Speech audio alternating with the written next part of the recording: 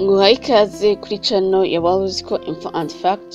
Uyu munsi tugiye kurera hamwe ibintu 15 umusore akwiye kwitaho mbere yuko atangira gutereta. Nkuko tubizi, urukundo cyangwa se kujya mu rukundo ni ibintu abantu bishimira cyane, ariko nanone bishobora no kubabaza cyane.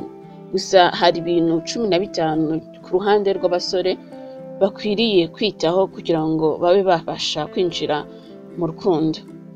Ikintu utagomba kwirengagiza cya mbere nuko ugomba gusuza uwo mukobwa wakunze cyangwa se urkwishimira muri iyo minsi. Ugomba gukoresha uburyo bwose, niba mutigeze muhura ukamusuhuza wenda kuri WhatsApp cyangwa se ukamwohereza ubutumwa bugufi umubaza se waramutse se wiriwute, ibibazo nk'ibyo. Ikindi nanone niba muhuye ugomba kumusuhuza, cyangwa se wabona ari kure yawe ugomba gukoresha uburyo bwawe bwose se umwereka ko wamubonye kandi wifuzaga kumusuhuza. Ikindi kintu cya kabiri utagomba kwirengagiza gukora nuko niba muri kumwe utagomba kwicara urebe nk'igistatisi byose. Ugomba gushaka ikintu kiri hafi aho ngaho mushobora kuba mwaganiraho ku buryo nyine mushobora kuba byatuma birushaho kumenya kuba wamenya uwo mukobwa cyangwa se uwo mwari urimo urakunda muri iyo minsi. Ikindi kintu cya gatatu ugomba kwitaho nuko ugomba kuba uzi amakuru agezweho ku buryo nyine impamvu ndi kuvuga ngo ugomba kuba uzi amakuru agezweho nuko nyine bituma umenya icyo nyine ikintu nyine utuma umenya ikintu cyo kuba wamuganirizaho, bityo nyine niwe mwakicara umwanya munini mucecetse mutuje. Ibi ngibi bituma nyine buri wese nta utuma, byaba ku ruhande rwawe byaba ku ruhande rw'umukobwa, bituma ntawe ukifuza nyine kuba yakomeza kuba yaba iruhande rw'umwe muri mwebwe, sibyo? Niba muri kumwe ugomba kwicara ukavuga ati ese ugomba kuba uzi amakuru y'abasitari, amakuru y'ibyamamare agezweho ku buryo nyine mugomba kuba mwayavugaho. Bityo ugomba kumenya ahangaha ushobora kwita unamenya ese akunda iki mu bijyanye n'imyidagaduro, ese akunda, niba uvuze ngo amushaka kugana we nawe urugero nko kuri Bruce, ushobora kwita umenya ngo wawe no muntu bitewe n'ukuntu avuga Bruce, ushobora kwita umenya urugero rw'abantu akunda, se akunda abantu bameze gute. Ikindi nanone niba muri kumwe ugomba kwirinda guhubuka. Ugomba ntago ijambo ryose cyangwa se ikigambo cyose gikurije mu mutwe ugomba kwita ukivuga. Ugomba nyine kumenya amagambo ugomba kumubwira n'ibyo utagomba kumubwira, cyane cyane ko uba utazi uwo ari we, ntago ubuzi ese uno mukobwa ni bwoko ki, ese ntago uzi past yewe. Niyo mpamvu ugomba kwirinda guhubuka 100%. Ugomba nyine kuba nyine ugakontrola amagambo umubwira. Ikindi ugomba kuba ufite inkuru zisetsa umuganirizaho ku buryo nyine aseka. Nta mpamvu yo kuba mwamarana amasaha 2 muganira ubona nta wigeze asetsa undi. Ugomba kuba ufite udukuru turi aho ngaho tuba twamusetsa.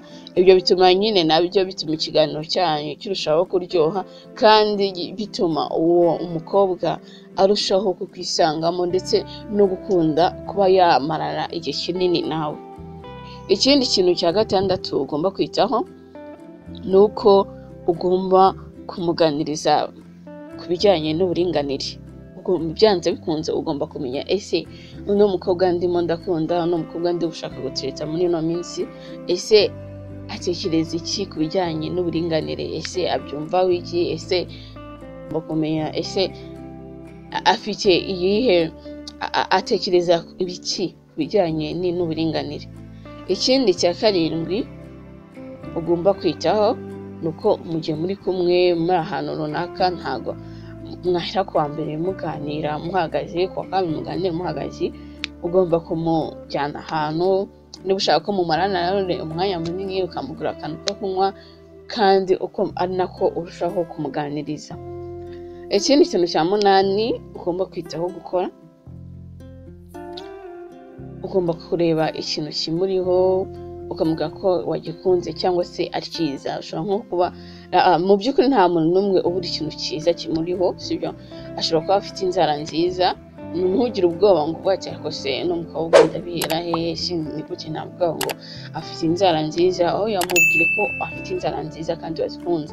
Niba wakunze amenyo, niba wakunze ukuntu aseka, bimubwire ko wakunze ukuntu aseka. Niba wakunze umusatsi, niba wakunze ibirenge cyangwa se amaguru, ugomba kumubwira ko nyine hari ikintu cyiza kuri we wakunze. Ikindi kintu cya cyenda ugomba kwitaho, niba wamukunze gerageza uburyo umuvugisha buri munsi. Ntumuvugishe uyu munsi ngo uze uyu munsi wenda ngo kuwa kabiri umuvugane ikiganiro gishyuhe, kuwa gatatu uceceke, kuwa kane uceceke, kuwa gatanu uceceke. Oya, buri munsi muvugishe, buri munsi koresha uburyo bwo bwose umwohereza message. Niba mutigeze muhura, buri munsi nyine ugerageze uburyo ubwo ari bwo bwose umuvugishe. Ikindi kintu cya 10 ugomba kwitaho, ugomba guhitamo ijwi ugomba kumuganiza. Mu by'ukuri ntago abantu bose bavugisha mu ijwi rimwe. Uko uvugisha best friend wawe cyangwa se inshuti yawe magara, ntago ari kuvugisha umuntu waciye amazi, sibyo? Ikindi nta nubwo ari nakuvugisha umuntu wakunze, sibyo? Cyangwa uburyo uvugishamo umuntu wubaha, ntago ari bwo uvugishamo umuntu usanzwe ari aho ngaho udaha ibyubahiro birenze, sibyo? Ugomba guhitamo, ese nkurikije uko namubonye, ese nkurikije uko akunda, nkurikije uko nyine nasanze ateye, ese ndamuvugisha muri hejwi. Ugomba guhitamo ijwi ugomba kumuvugishamo. Niyo warasanze ari umuntu ukunda blague, uri umuntu ukunda gutera blague, ugomba kugenda nyine, ntugende muri uvuga muri tone imeze nkaho ari ubuyobozi, imeze nkaho ariyo wiyubashye cyane. Oya, ugomba kugenda nyine bitewe n'ukuntu wabonye akunda. Ikindi kintu cya 11 utagomba kwirengagiza gukora, ugomba kubaka ubucuti bwanyu ku buryo busanzwe, sibyo? Ntugende uvuga ati aho nakunze n'umukobwa, sibyo? Byanga bikunze kumbera umukunzi, ngo ugenda ati se nabakunze, ese ushobora kumbera umukunzi. Oya, ugomba kubanza kubaka ubucuti hagati yanyu mwembi. Ugomba kubanza gushaka ubucuti busanzwe mbere y'uko ushaka ibirenze ku bucuti, sibyo? Niyo mpamvu usanga abakobwa benshi babateye indobo, ni ukuvuga ko uragenda hari step usimbuka. Ngo mbere y'uko ushaka ubucuti budasanzwe, ugomba kubanza gushaka kuba inshuti yewe. Ikindi kintu cya 12 ugomba kwitaho, nuko ugomba kumwereka ko adasanzwe. Ugomba kumwereka ko umufata bidasanzwe. Niba ukunda Claire, ntabwo ugomba kumwereka ko umufata kimwe nka Clementine.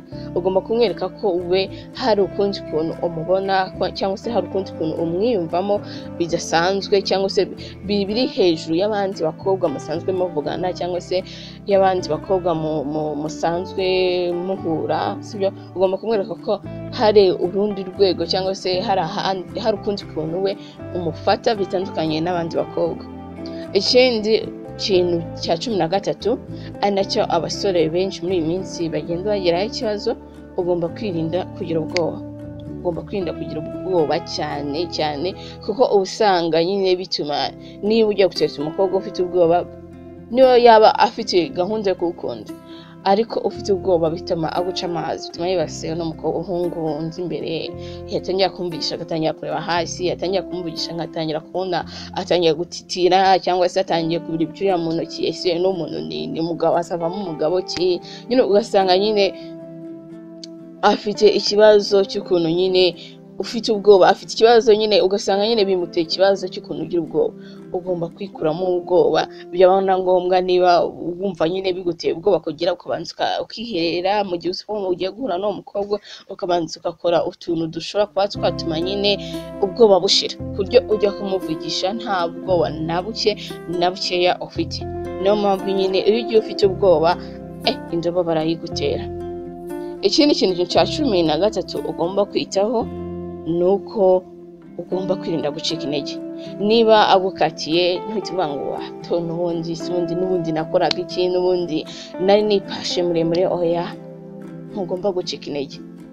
Niba agukatiye, ntugomba kwita umwanga, ntongere kumuvugisha. Ibyo bituma byerekana ko ari cyo kintu wari ukurikiye ubucuti budasanzwe kuri we. Niba agukatiye, komeza umuvugishe umuvugishe nk'uko bisa umuvugishe, ukomeze umuganirize n'umuhoro umusuhuze, umwereke ko umwishimiye, kandi ntucike intege, ukomeze kumubwira ko umukunda, ukomeze kumwereka ko hari ukundi kuntu umufata bidasanzwe. Niba nta wundi muhungu arimo arakunda, byanga bikunze azagera ngaho agukunde. Ikindi kintu cya 15 aricyo kintu cya nyuma ugomba kwitaho cyane, ugomba kubaha ababyeyi be niba ugize amahirwe yo kubamenya. Ikindi ugomba kubaha cyane ndetse no kugerageza kuba inshuti n'inshuti ziwe ndetse n'abavandimwe be. Iki kintu nyine abantu benshi ntabwo bakunda kucyitaho, ariko niba ukunze umukobwa ugomba nawe kumenya ko afite inshuti, ugomba nawe kwita ku nshuti ze.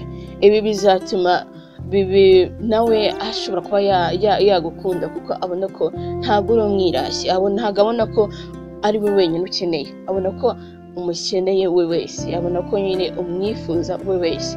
Niyo mpamvu ugomba kwita ku kubaha inshuti ze, gukunda inshuti ze ndetse n'abavandimwe be utabibagiwe. So ndagushimiye cyane wowe warebye ino video kugeza ku musozo. Sinabura kukubwira ko ndetse nkusaba kuba wakanda subscribe na like, ndetse ikindi ntago ino video wayikunze ndagushishikariza gukora share ku nshuti zawe, ku bavandimwe bawe, ndetse ahandi hantu hose wumva nyine ushobora kuba wasangiza ubu butumwa. Murakoze cyane.